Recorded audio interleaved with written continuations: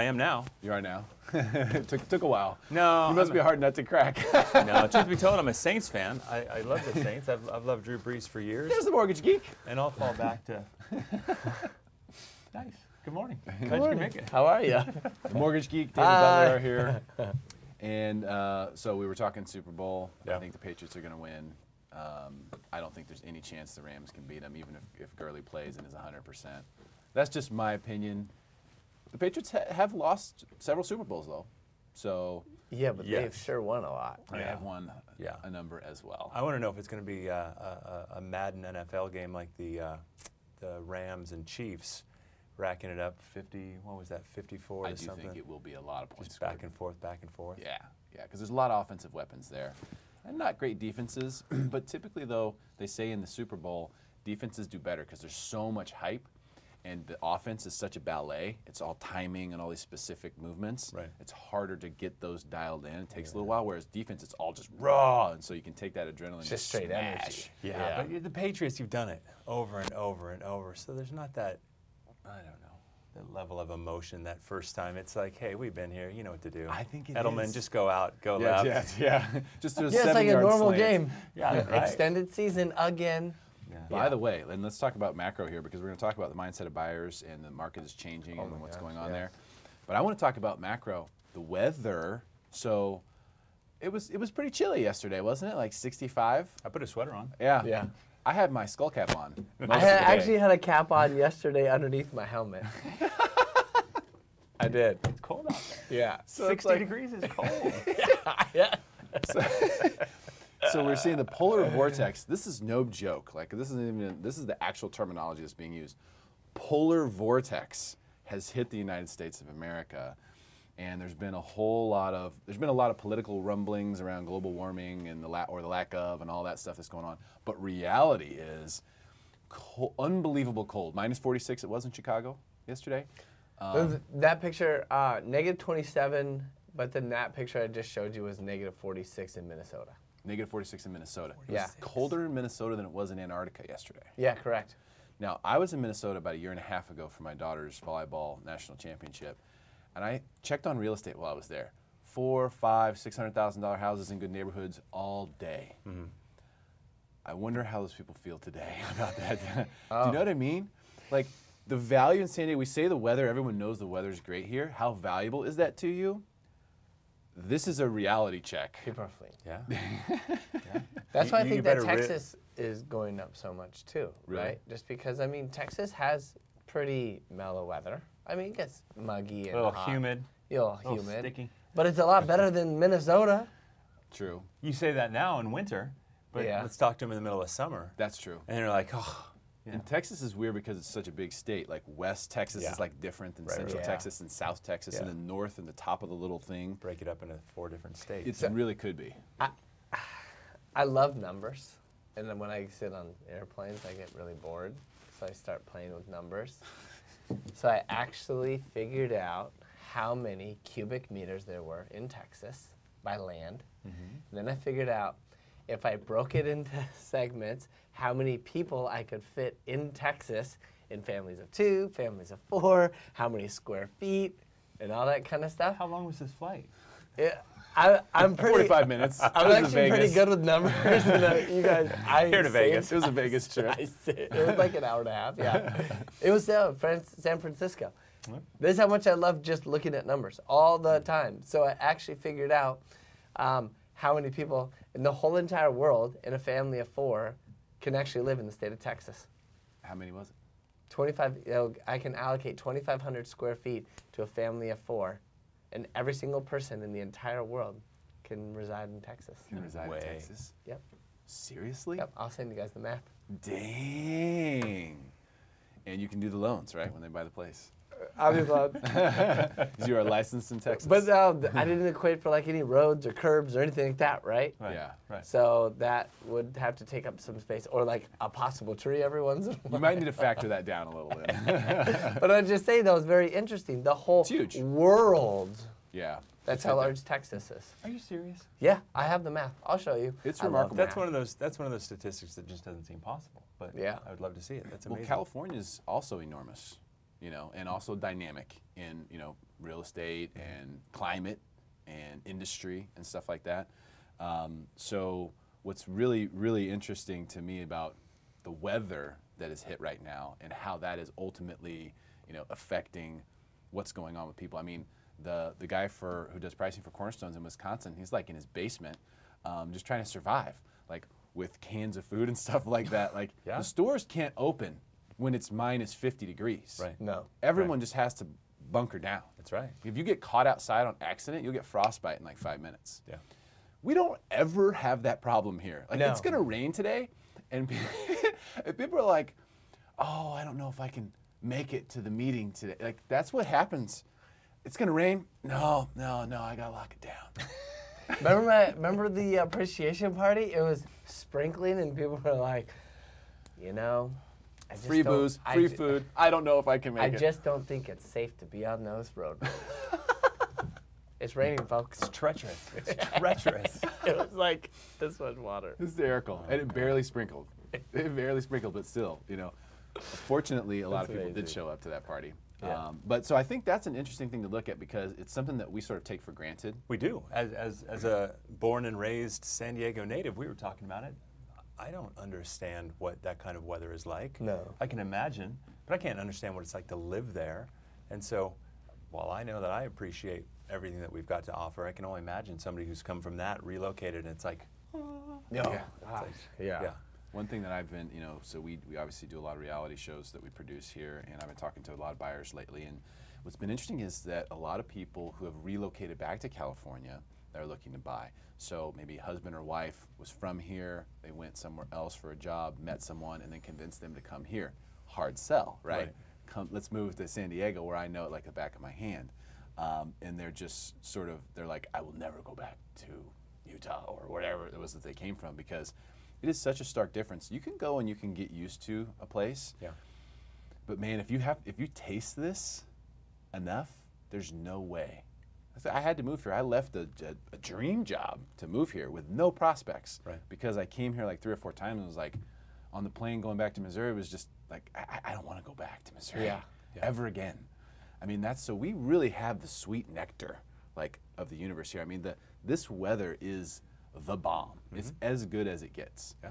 And Well, that's why I always think that it's to bring this a little bit into real estate, and I'm not meaning to deflect or start moving in a different direction, but if you look at what San Diego has to offer in the real estate, so hey, our price is $3 million, a house in La Jolla. But if you take that exact same house and go place it anywhere else in the world that has this type of weather and this has, we can offer this many, the great restaurants, great, the water, the weather, the scenery, the people. Everyone always talks about how great the people are in San Diego because we're all super relaxed and no one's trying to one-up each other on a mass basis. Right. You're getting a lot. yeah, it's great value. You really are. It's a great value play. I mean, the house across the street from where I live, they've been trying to sell it, and it's a almost 5,000 square foot, 180-degree ocean of the, 180-degree view of the ocean. I mean, it's unbelievable. The construction is brand new construction. People are like, well, it's a little overpriced. What? You go place that somewhere else. That thing is going to be $5 million. How much is it? They can't sell it. They've been trying to sell it for a long time. 3? 3.8 million on the market for I don't know, 15 months vacant. Wow. Vacant. Yeah, and then another one down the street that's been on the market for 271 days vacant. Interesting. Can't sell it for 2.9. So it is. I mean, I'm seeing in La Jolla and everything like that. The price, in those higher end. I mean, even in Rancho Santa Fe, we're seeing some, prices that have come down. One of my clients made an offer. Listing at 3.5, he came in at $3 million. Finally, after 90 or 120 days, the seller's like, okay, and then he was like, well, sorry to say, I'm gonna come in at 2.8 million. Right. Right. It's you should have accepted my offer 90 days ago. You let my offer expire. Here's my new offer. Yeah. Yeah. Are you seeing this, David, as well? I mean, what are you seeing in the marketplace as far as the shift or the change that's taking place? We have seen it. We have seen it, and it doesn't have to be at the higher price point. November, middle of November, we just saw it kind of drop off, and it was just it just like flipping a switch. Buyers all of a sudden felt as though they could wait, they could be patient. We weren't seeing, you know, offers just come flying in, and I think that buyers were kind of pumping the brakes a little bit for the first time in a long time, in the sense that, hey, we're going to give this some thought. And if you've got a property that's been on the market not that long, but, you know, 30 days, all of a sudden you start getting in these, hey, we're just going to start throwing in crazy lowball offers. Why not? Let's try it. So it was definitely a shift, I think, in kind of the psyche. I think buyers they're recognizing that there are maybe some options out there and they can be a little bit choosier. And I think that, you know, they're being patient. Yeah, which I think is good. But then some listings in some, you know, Carmel Valley, Rancho Bernardo, and those types of areas, like, Right. Bay Park. you know, They're flying off the those shelf. things are still flying off the shelf. Absolutely. But I feel like you get a lot more value, don't you think? Like Yeah. your guys' listing over in like Spring Hill Hall or something like that. Just like you guys had just like a lot of activity. Yeah. You know, that's actually a really great home for like what 1.2 million or something like that. That's it's a lot of value for the home. So I think people are really focusing and saying like, okay, 3,000 square feet or 3,500 square feet in a great area, and HOA's not that much on that place, Yep. you know? So that is a great listing and a great property. Yeah. But then if you step outside of that, they're really kind of value, you know? Yeah. They're just really trying to reach at value. Yeah. Yeah, they won a lot. Yeah. And and they should. I mean, you know, as the market goes up, that's healthy. Yeah. If buyers start to want more Yeah. for their money, that's good. Right. I think it's a healthy thing because that helps self-regulate. When buyers are just going crazy and they get to the mania stage of just, oh, we got to get it, because if we don't do this, we won't get it, and we won't have a Yeah. home, and then we'll be homeless, and then we'll blah. You know, it's like they just do these crazy things. Right. When that's happening, I think it's dangerous. Yeah. But if buyers are like going, wait a minute, there's more homes on the market, let's not write an offer on this one just yet. Let's look at a couple more. Absolutely. And I think that's smart, and it's fine. And if they miss out on one, then lesson learned. Yeah. Yeah. Okay, hey, next time you see one that you like, you better write the offer. Right. Right. You know. And that's just it. If they're out looking, the more you see, the easier it is that when you see the right one, you know it, right? Yeah. Because you've answered a lot of those questions that you had internally. You know, I think it's something that when we work with a buyer, we really stress that, you know, let's get your goals down. What do you need? What do you want? And then we kind of play devil's advocate with them. I mean, I think that it's our job as a buyer agent to be that voice of reason, to keep them from getting manic, like, oh my God, if I don't get this place today, I'll never get another home. It's like, yes, you will. And is this everything that you're looking for? And sometimes it is, and sometimes it's like, well, no, it really isn't everything we're looking for. Let's keep looking. And so I think that it's our responsibility to help them kind of meet those goals and make sure that they're not doing anything silly. So Let me ask you guys this. Pop quiz. How many homes do you think there are in Poway Unified School District, detached, 4-bedroom homes, under 650,000? Oh my God. Detached, homes. 4-bedroom, Poway? Poway Unified School District. Take a guess. I looked at this last night for a buyer I was talking If to. it's under 10, I'm gonna be disturbed because I had a house there. It's always about me. what's the number? Under what? Under what? Under 650. Listed for under 650. Poway Unified. 650 or under, yeah, Poway Unified 4-bedroom. School District. 4-bedroom, detached. 4-bedroom. 4-bedroom. Okay, so that's good. Those are the 2,000 square foot ones. Not necessarily. 1,700? Some of them are, 1,700? yeah. Well, some because of them remember the 6. Okay, so they made that, you know, like the that model that was like 1,400 square feet, and then the 1,600, and then they put on that little. But those are all 3-bedroom, 2-bath with like those sunrooms. Like that was a very popular model, a single story. 10. I'll take the under. Under 12. Right? So for a buyer, so the buyer's talking to you like, yeah, it's gonna be really hard to get what we want. You know, we need a 4-bedroom, detached, under 650, Poway Unified School District. We have a 3-year-old.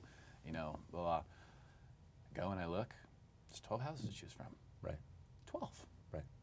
12.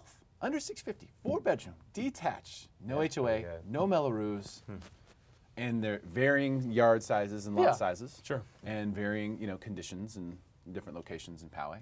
But boom, right there. Like, I don't think buyers realize what's going on, most of them, because they aren't really in it a lot of times. If they're looking at properties and they have an agent that's helping them, that's a different story. Right. But what a lot of buyers don't get to that point because they already think something about the market. They already think, oh, it's crazy, it's so expensive. They need someone, and that's what we're trying to do here is to let you know, like, take a look. Yeah. Take a freaking look. Well, and the interest rates came back down, right? So, True. You know what's so funny is that, like, 2 years ago, everyone's just like, interest rate, right? Now, interest rates were higher. Now they've come down to 0.5%. Everyone's like, rate? Yeah, they're pretty good. I'm like, what? Everyone could tell me my job 2 years ago better than me about what the bonds were doing. I'm like, well, great thing that you sold bonds because I've never sold bonds. But, but now the interest rates come down. I'm like, you guys get those buyers off the fence. The rates have come down. They're really, and they're like, oh yeah, all right. It's like not even a conversation. Now it's, oh my gosh, do you think prices are going to come down? It's so crazy how much media has. What was that stat you were sharing with me the other day about 0.5% versus 30,000 purchase price, or? Oh, like $1 million. Yeah, so like instead of coming down $30,000, then have your seller apply the actual like 1 whole point to the actual buy down of the interest rate, and you'll actually yield like a lower payment than the $30,000 drop of purchase price. Oh, the ultimate win-win, the seller buy down. Yeah. It's genius, correct. Yeah. Genius mortgage action. So then, hey, the seller gets made $10,000 more. The buyer's stoked because their payment's less than what the $30,000 drop is, because you guys, a mortgage is broken up over 30 years. So on average, we always put it like $57, but let's just use a round number. $60 for every $10,000 is a really good number to use. So if you come down $30,000, you think you're getting a great price. Ultimately, your payment's dropping $180. Right. Like, you know? Right. But We don't buy homes because of price. We buy homes because of payment. No doubt about it. True. And I think that everyone kind of has to move their mind frame or shift it to payment. That's what you're going to be living with. If you want to take an asset and you want to, have it free and clear, well then, by all means, you better pay down that principal a lot faster, because the amount of interest that you're going to pay. So if I loan you $1 million, right, at 4.5%, I think your total, percentage is actually almost the same or greater than what your actual beginning balance is. So it's like, you got to look at the cost of ownership. Yeah. Total cost of ownership is really what you should be looking at, which revolves around payment and interest rate, of course, but revolves mostly around payment, because it's payment times 360. That's your total cost of ownership. Yep. Unless you make additional applications to principal, which are going to be beneficial regardless. But if you look at your total cost of ownership, the seller buy down is genius, and even just buying the rate down straight up makes a lot of sense when rates go higher, because there's more movement on the back end of those rate sheets, right? yeah, what I'm gonna do is I'm gonna send you guys over a loan estimate. And this is what I like about loan estimate, right? They added on page 3, which no one ever talks about, but it's actually really, really important. It's called TIP, and it's the total interest and percentage about how much. So if you ever look at that, people go, what's TIP? Oh my gosh, this shows like 95%. And I'm like, yeah, you make your normal payments, you're going to pay 95% of your original balance in interest. Yeah. That's what it's showing you. And they're like, That's a lot of money. wow. And I'm like, yeah, you guys, we're all over here focused on trying to really dive down on purchase prices, and I'm getting a really great deal. So true. So true. Well, why not? Hey, 0.5% lower in interest rate. Why don't you apply $10,000 today to that, and I'm going to show you how much interest that you're going to pay over the next, 10 or 15 years. It'll be a lot less than that $30,000 that you're talking about today. That's for sure. So true. This is why it's important to be smart. This is why it's important to talk with the mortgage geek when you need a home loan, because he will help you dissect all those things. And I was going to ask you, David, what do you think about, so for example, those buyers we were talking about, Poway 650, I just put in a search, and just did 650, and under. But what do you think now in a shifting market for someone who's got a budget of 650 to even look at stuff that's listed, let's say under 700 or 675? Do you think it makes sense to sort of stretch the envelope a little bit? Maybe because some of these homes have been on the market a little bit longer, and maybe that'll open up some options for them where some of those sellers at the higher price point might be willing to accept an offer a little less? Yeah, absolutely. It certainly, it's a great time to be looking at that, because again, I think that I know that when we're working with our sellers, We're kind of coaching them up front about expectations, about what we've seen, in the last 3 to 4 months as far as kind of a swing or a shift in the volume of activity. So for a buyer, I mean, here's the thing. It's like, you talk to them, I try to get my buyers to think about in 5 years, in 6 years, are you going to think about that extra, $20,000, $25,000 that you stretch to get into this place if you're here and you love it? No, you'll never think about that. And so it's certainly something worth thinking about. I mean, you're talking about Poway Unified. My numbers, I know for a fact that right now in the 4S ranch, in the 92127, in that price range, I don't know that there's even one, but there might be one. But there's 3 homes in that 4-bed detached under like 700. Really? Yeah. And That's so awesome. Well, yeah. That's a smoking opportunity. To get into to Forest Ranch, it is. Absolutely.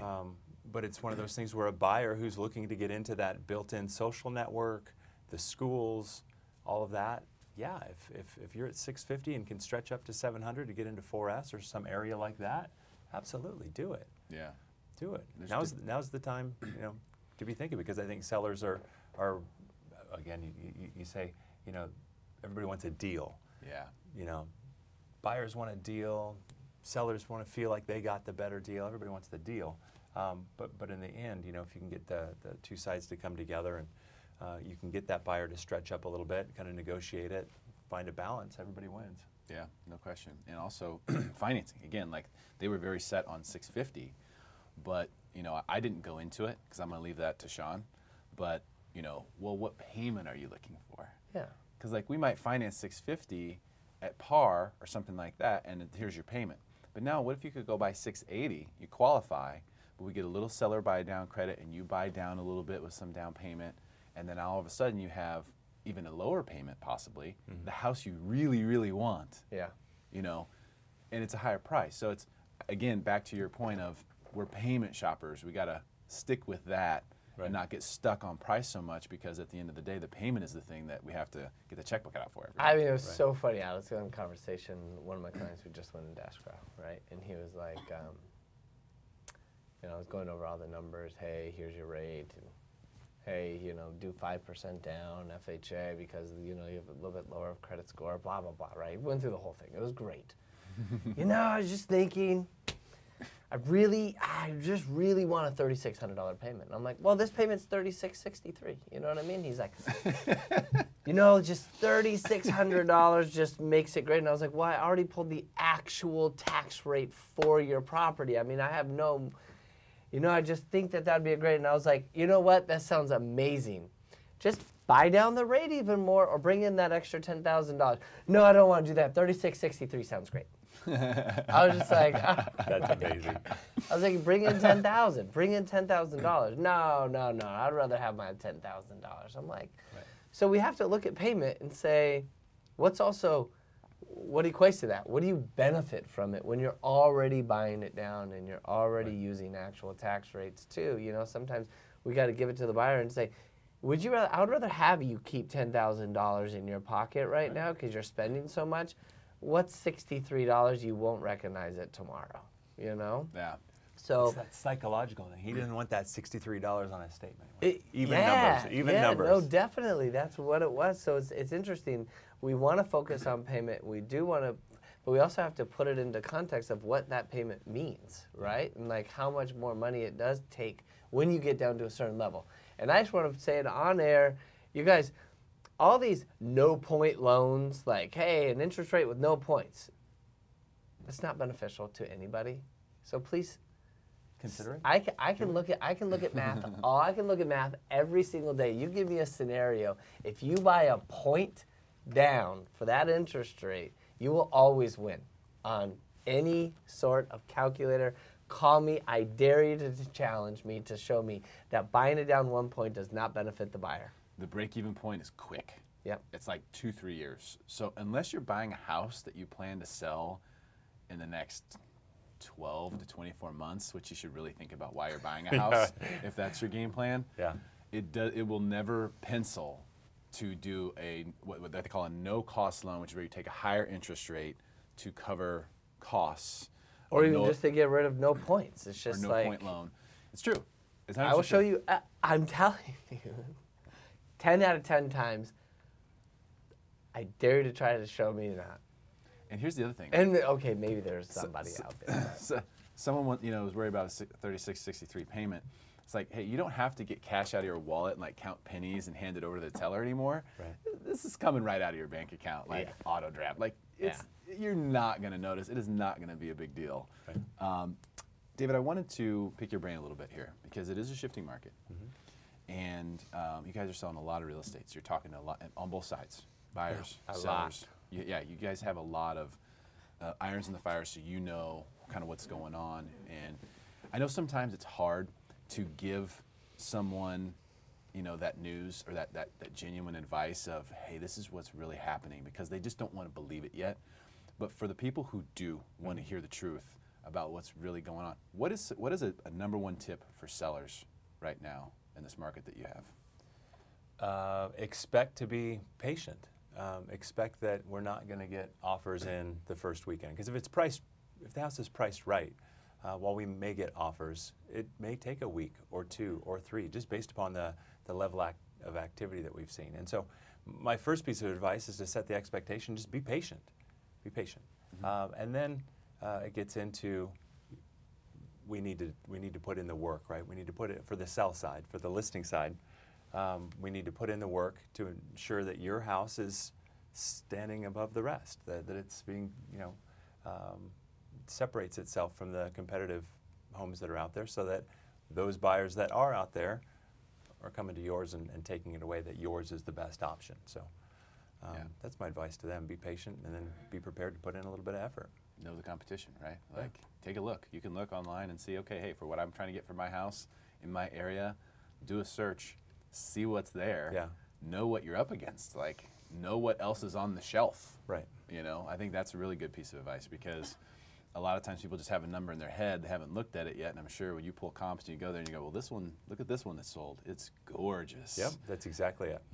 And either we need to get gorgeous, yeah, or we need to get real with our price. Yeah, that's just it. And you go back to even the beginning of last year, we saw the activity was pretty busy, and of course it ran through spring and summer, and it was crazy. And I think that sellers kind of get it in their head. They talk to their coworkers or their neighbors, and it's like, oh, I just need to put a for sale sign out. Things going to sell itself. Yeah. That doesn't happen. You're not going to meet all of your goals today if you don't put a little effort in. So home prep is huge. And so when we come in, of course, my staff, we come in and we'll help stage the home. We'll do what it takes to bring in furniture, bring in the things that's going to make it gorge. Right? And we help the sellers put in that work. We do make it as easy for them as possible, but they have to know that put a little effort in, you're going to get rewarded for it. Yeah. I think that makes sense.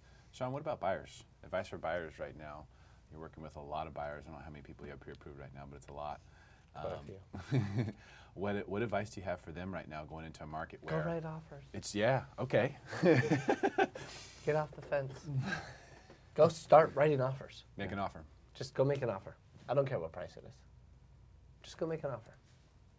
Get used to that. You know what I mean? You're not going to win every single one. Just like start venturing.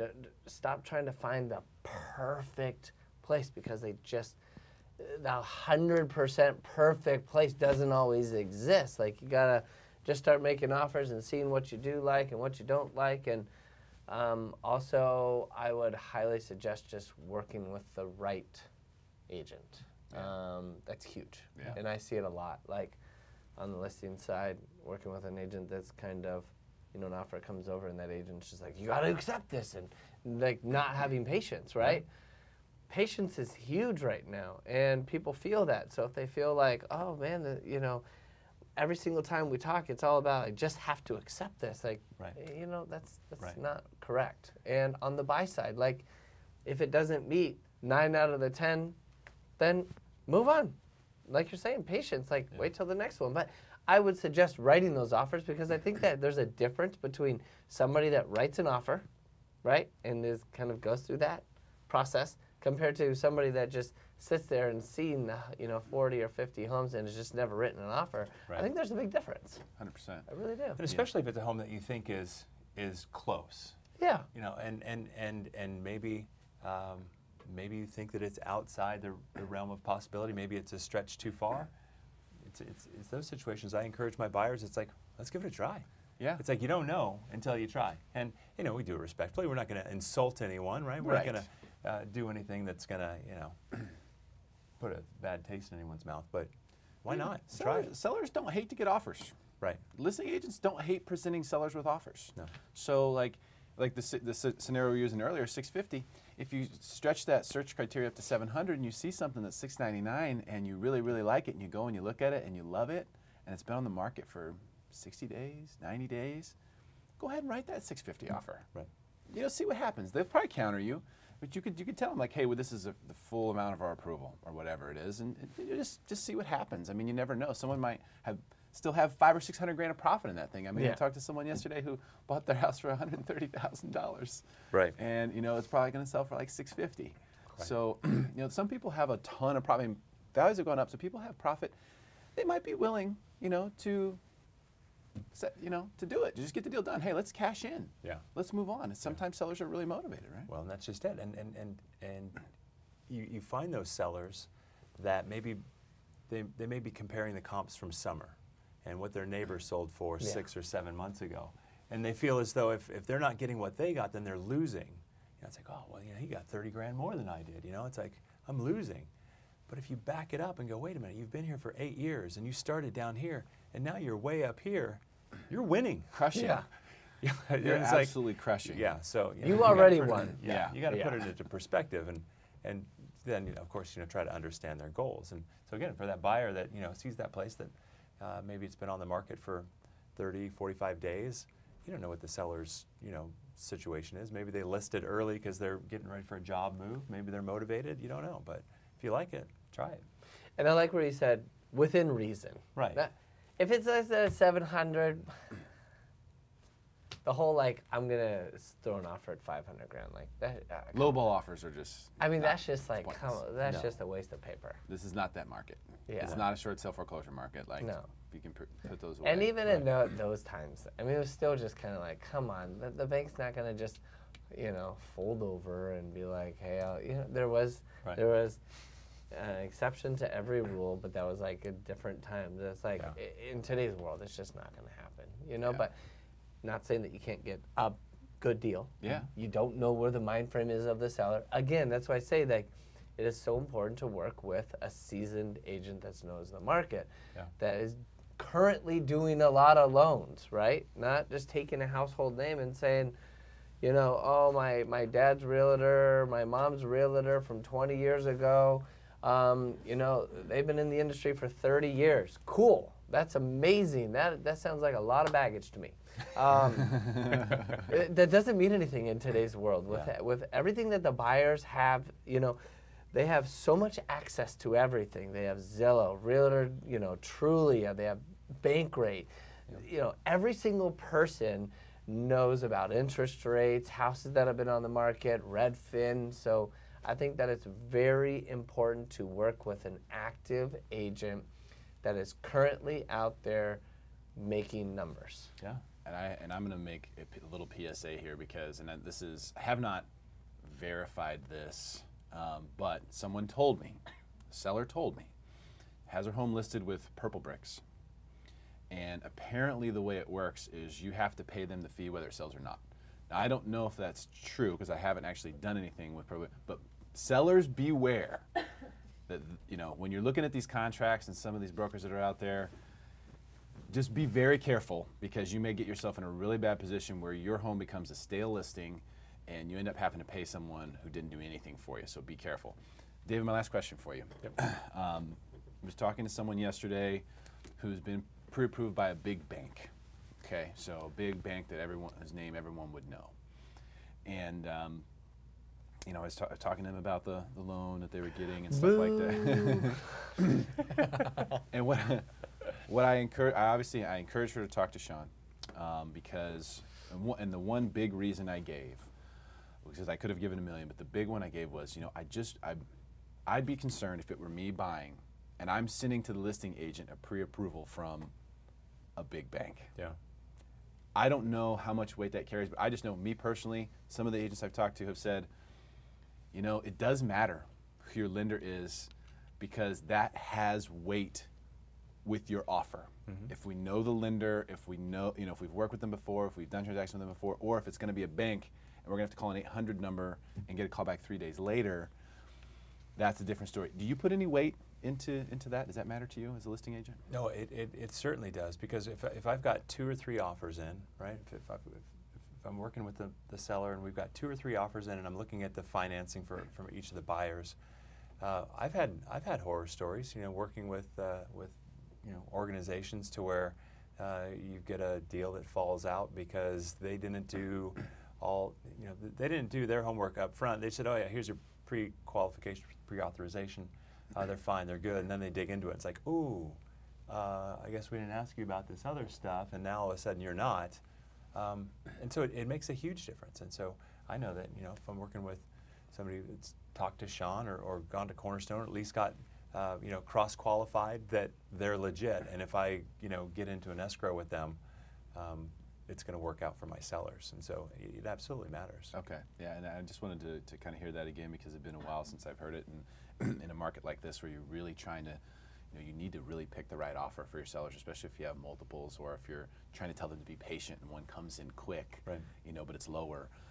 It's just so, they're really counting on you, you know, to let them know which offer is the most likely to come through, yeah, and with the quality of the offers, because it's not just the price, yeah, when an offer comes over, yeah, it's the quality of the offer, the likelihood that it will close, the quality of the borrowers, right, the quality of their loan, their down payment, and so forth. We talk about that all the time. I mean, it's not the highest offer, it's the best offer, and that's what we're looking for, is the best offer, because highest offers can get you into trouble. All right, gosh, great conversation, guys. Yeah. Really, really good information. We're making them smarter than everyone else, folks. That's what this is all about. Hey, share this video so that you can make your friends smarter than everyone else as well. And buyers, if you're on that fence, get the hell off of that thing. It is a great time to be out there writing offers. Big thank you to David Butler. Thank you so much for coming today, man. You're Yeah, a consummate thank professional. And of course, Sean Cahan, the Mortgage Geek, folks, in the house. We'll be back again here in just a bit on List It Live to give you a guided tour of the hottest homes for sale in San Diego. We'll see you then.